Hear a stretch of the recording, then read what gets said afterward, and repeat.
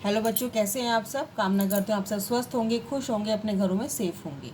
आज हम वीडियो करेंगे एक्सरसाइज नंबर 2.2 का कंटिन्यू क्वेश्चन है, क्वेश्चन नंबर 9। और क्वेश्चन नंबर 9 क्या बोल रहा है, बहुत इजी है, स्टेटमेंट क्वेश्चन है। जैसे जैसे स्टेटमेंट बोलती है हम उस तरह से क्वेश्चन करते जाएंगे। तो क्वेश्चन क्या बोल रहा है, the age of Rahul and Haroon. तो किसका एज बोल रहा है, राहुल और हारून की एज बोल रहा है, are in the ratio 5:7। Rahul की क्या है 5 और हारून की क्या है 7। आप इसको ये से देखिएगा, जब भी इस तरह से रेशो देता है और दो कोई भी नाम देता है, एक्स वाई कोई भी नाम देता है, राहुल है, हारून है, या कोई और नाम दिया, तो यानी ये जो पहला वाला नाम है वो इसका पहला वाला नंबर होगा, दूसरा नाम क्या है दूसरा नंबर होगा। यानी राहुल का 5 से रिलेशन है और हारून का 7 से रिलेशन है। ठीक है, रेशो में हम इस तरह से देखते हैं। 4 years लेटर, 4 साल के बाद, the sum of their age will be 56। यानी इनका 4 साल के बाद इनकी एज का जो सम है वो कितना है 56 होता है। तो उसकी प्रेजेंट एज निकालनी है इन दोनों की, राहुल की और हारून की। तो हम इसको लिख लेते हैं कैसे, तो सॉल्यूशन लिख लेते हैं। सॉल्यूशन है, लेट एज्यूम करते हैं, क्योंकि इसमें प्रेजेंटेज पूछ रहे हैं तो प्रेजेंटेज निकालने के लिए हम एज्यूम करते हैं, let the present age of Rahul. ठीक है, पहले राहुल की लिख लेते हैं। राहुल कितनी लिख लेते हैं, अभी देखो ये किसके साथ बताया था मैंने, 5 है। ठीक है, तो 5 के साथ क्या लग जाएगा हमारे साथ एक्स, क्योंकि हमने एक्स एग्ज्यूम कर रहे हैं कि भाई एक्स एग्ज्यूम करा है हमने ईयर्स के लिए। ठीक है, तो कितना है 5 तो राहुल के लिए, और इसका हम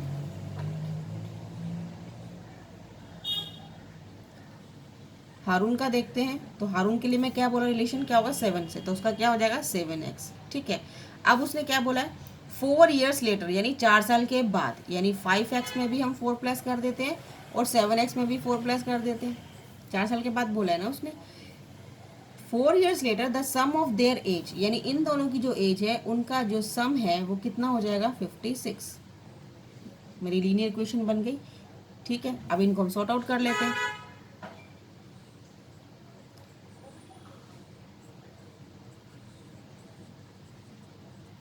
ये हो गया, एक्स एक्स इकट्ठा कर लेते हैं, 12x हो गया, और बिना एक्स वाले इकट्ठे हो जाते हैं, 8 हो गया और 56 हो गया।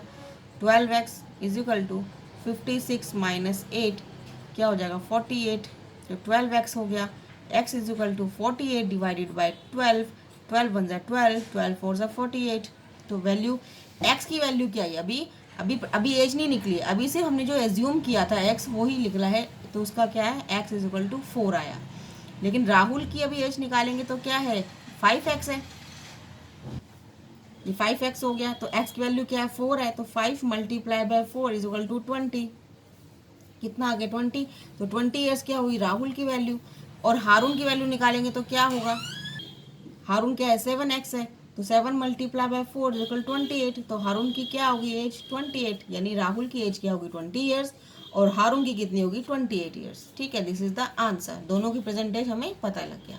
राइट, नेक्स्ट करते हैं।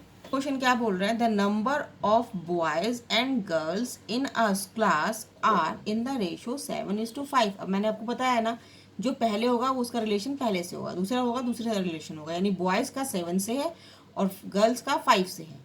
The number of boys is 8 more than the number of girls, यानी बॉयज की जो नंबर्स हैं, जो बॉयज की जो जनसंख्या है किसमें क्लास में, वो ज़्यादा है, कितनी 8 ज़्यादा है किससे, गर्ल्स से। गर्ल्स अगर 12 हैं तो बॉयज़ कितने होंगे 12 और 8 20 होंगे, यानी 8 ज़्यादा है। तो what is the total class strength, यानी उन दोनों गर्ल्स की और बॉयज़ की मिला के टोटल क्लास स्ट्रेंथ कितनी होगी, ये हमें निकालना है।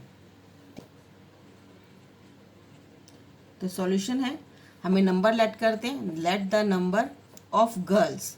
ठीक है, क्यों, क्योंकि गर्ल्स का नंबर, क्योंकि बॉयज़ तो ज़्यादा है ना 8, तो पहले हम गर्ल्स निकाल लेते हैं, तो उसमें हम 8 प्लस कर देंगे तो बॉयज़ आ जाएगा। तो let the number of girls is equal to x. ठीक है, ये समझ में आ गया। अब एक्स है, ठीक है, और इन दोनों की जो स्ट्रेंथ है, देखो दोनों है क्लास में 7:5 की रेशियो है। ठीक है, तो हम इसको क्या करेंगे, तो एक्स लिया और बॉयज़ को क्या करेंगे, बॉयज़ के नंबर क्या निकालेंगे। देखो बॉयज़ के लिए क्या है 8 ज़्यादा है, ये हो गया, इतना है ना, एक्स गर्ल्स के से ज़्यादा 8 है, ठीक है, बॉयज़। अब हमें रेशो दे रखी है 7:5। अब 7 क्या है, बॉयज़ है, तो बॉयज़ की ये है, हमें इसके साथ में लेके चलना है। यानी अगर हम x + 8 divided by x is equal to 7/5 ऐसे लिख सकते हैं। हमें क्या करना है, हमने पहले सामने किसके रखना है, देखो 7 किसका है, बॉयज़ का। हमें 7/5 रखना है, 7/5 किया। अब 7 किसके आगे है, 7 बॉयज़ के लिए है, तो हमने बॉयज़ का नंबर लिख दिया। 5 किसका है, गर्ल्स का है, तो हमने गर्ल्स का है, तो हमने गर्ल्स का लिख दिया। अब इसको क्या करेंगे, अब इसको हम करेंगे क्रॉस मल्टीप्लिकेशन। ठीक है, यानी 5 को इससे मल्टीप्लाई करेंगे और 7 को इससे मल्टीप्लाई करेंगे। इक्वेशन क्या आएगी, 5 से करेंगे x + 8 को, और इज इक्वल टू का साइन बीच में एज इट इज़ आएगा, और 7 को हम किससे मल्टीप्लाई करेंगे, x से। ठीक है, इतना समझ में आया।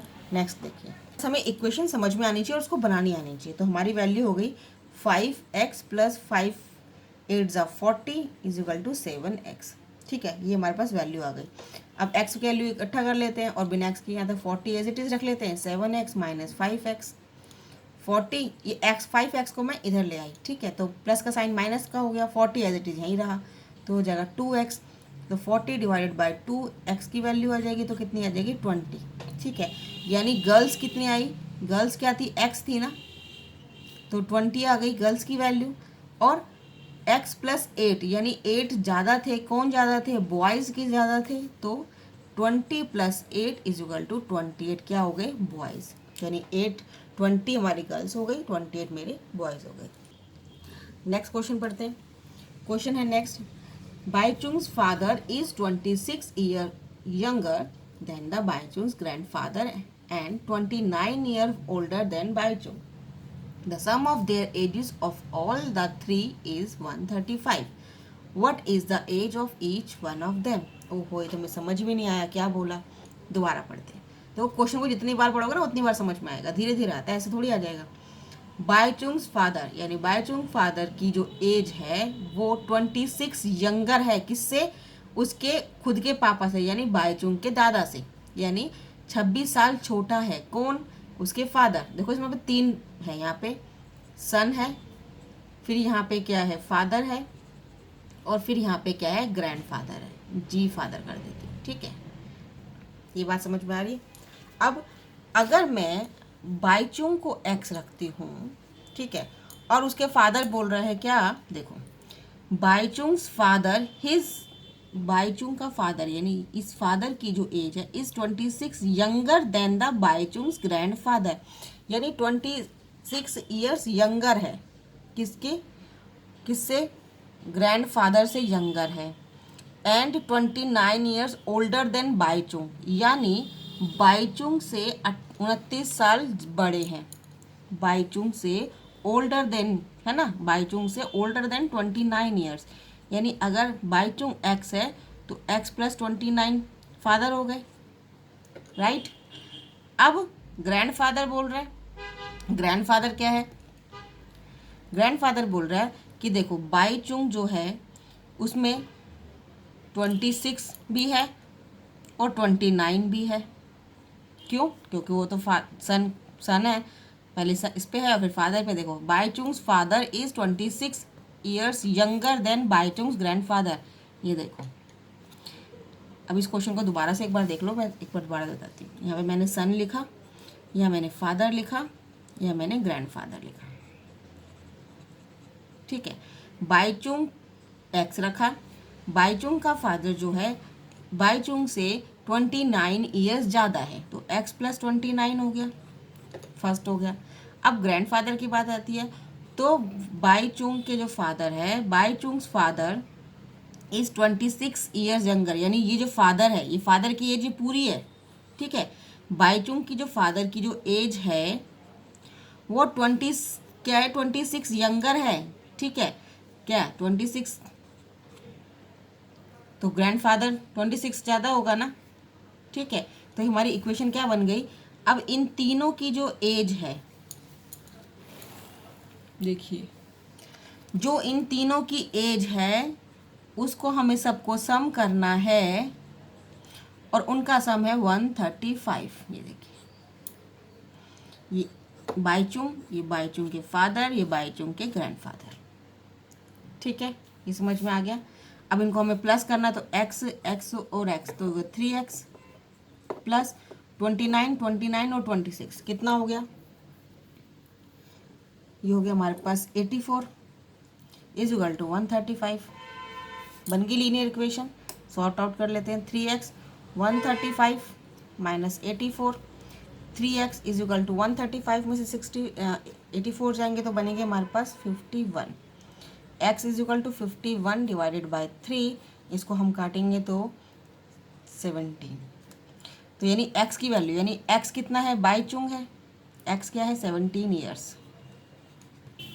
देखो बाई चुंग जो है, बाई चुंग की एज क्या आ गई 17 ईयर्स। अब बाई चुंग के जो फादर हैं वो क्या थे, बाई चुंग्स फादर्स एज हमने जो एज्यूम किया था x प्लस 29 एज्यूम किया था, x कितना आ गया 17 आ गया, उसमें 29 प्लस कर देंगे तो कितना आ जाएगा मेरे पास 29 और 10 39 और 7 46। तो बाईचुंग के फादर कितने के हो गए 46 के। अब और बाईचुंग के ग्रैंड फादर, बाईचुंग के ग्रैंड फादर वो कितने के थे, उसकी स्टेटमेंट थी x प्लस 29 प्लस 26, ये था उनकी एज। उनकी एज में हम क्या रहेंगे, इतनी एज को हमने क्या लिया 46 ले लिया और 26 में और ऐड कर देंगे, ये था ना 46 इतने का, ठीक है। तो 17 इसको पूरे को क्या आ गया 46 आ गया। ये तो हम अलग भी लिख सकते हैं, यहाँ पे 17 है 29 26 इन दो सबको प्लस भी कर सकते हैं, तो वैल्यू आ जाएगी 72। ये हमारे क्या हो गई, ये ग्रैंडफादर की एज हो गई, ठीक है। इसको आप अगर मैंने ऐसे लिखा है इसको ऐसे भी लिख सकते हो, और x की जगह 17 plus 29 plus 26 is equal to 72 भी ऐसे भी 72 आएगा, ठीक है। वो मैंने इसलिए लिख दिया कि यहाँ पे देखो हमने कैलकुलेट किया ही हुआ है x प्लस 29 तो वो लिखा ही हुआ है, और प्लस 26 है तो उसमें 26 प्लस कर दिया, ठीक है। कंफर्टेबल है, आप किसी भी तरह कर सकते हो, इस तरह से भी कर सकते हो और इसको लॉन्ग से भी कर सकते हो, ठीक है। तो ग्रैंडफादर की 72 आ गई, फादर की 46 आ गई और बाईचों की 17 ईयर्स हो गई, ठीक है। नेक्स्ट करते हैं क्वेश्चन नंबर 12। क्वेश्चन नंबर 12 बोल रहा है 15 ईयर्स फ्रॉम नाउ, आज से 15 ईयर्स के बाद Ravi's age will be 4 times his present age. यानी अगर रवि की जो प्रेजेंट एज है उसको हम क्या मान लेते हैं, let the Ravi's present age is equal to x, ठीक है, ये मान लिया। अब 15 ईयर्स आफ्टर, एज के 15 ईयर्स आफ्टर एज का 4 टाइम्स हो जाएगा। ये दो क्वेश्चन दिए हुए इसने, एक तो बोला है कि एज के 15 years now, 15 years from now, from now यानी आज इसकी एज x है तो 15 ईयर्स के बाद क्या होगी x प्लस 15 होगी। 15 नाउ उसकी 15 साल के बाद यानी after 15 years Ravi's age will be, Ravi की एज 4 टाइम्स हो जाएगी उसकी प्रेजेंट एज, उसकी प्रेजेंट एज क्या x है और 4 टाइम्स 4x हो जाएगी। बन गई हमारी लीनियर इक्वेशन, कर लेंगे। तो हम क्या करेंगे 15 is equal to 4x minus x, तो 15 इज इक्वल टू 3x और 15 divided by 3 is equal to x, x 3 5 ज़ा 15, तो x की वैल्यू क्या आ गई 5, यानी रवि की जो प्रेजेंट एज है, Ravi's present age is equal to 5 years. This is the answer. ये हमारे क्वेश्चन नंबर 12 तक हो गए हैं। आई होप ये वीडियो आपको पसंद आई होगी, समझ में आई होगी। वीडियो अच्छी लगी तो लाइक कीजिएगा, शेयर कीजिए, सब्सक्राइब कीजिए और प्रैक्टिस कीजिए, प्रैक्टिस ज़रूर कीजिए, नहीं तो क्वेश्चन नहीं आएंगे। मैं या कोई भी, आपका कोई भी टीचर पढ़ाने वाला होगा, आप जब तक आप प्रैक्टिस नहीं करेंगे तो आप समझ में नहीं आएगा। आप वीडियो को चला के देखिए, स्किप करके देखिए, कोई प्रॉब्लम नहीं, लेकिन करिए करिए, जब तक नोटबुक पे नहीं करोगे आपको क्वेश्चंस नहीं आएंगे। तो आज के लिए इतना ही करते हैं, अगली वीडियो के लिए बने रहिए अगले क्वेश्चंस के साथ। तब तक के लिए good bye, thanks for watching, have a nice day.